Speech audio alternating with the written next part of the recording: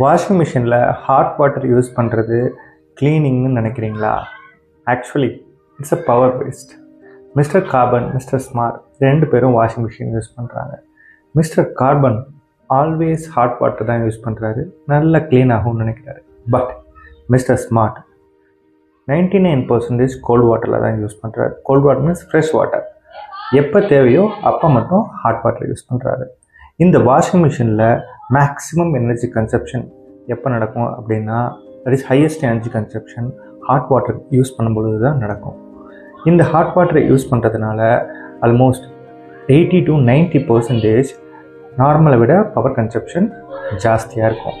Mister carbon hot water use பண்ணுறாரு, current bill அதிகமாக பே பண்ணுறாரு. But mister smart cold water use பண்ணுறாரு, எஃபிஷியண்ட்டாக operate பண்ணுறாரு.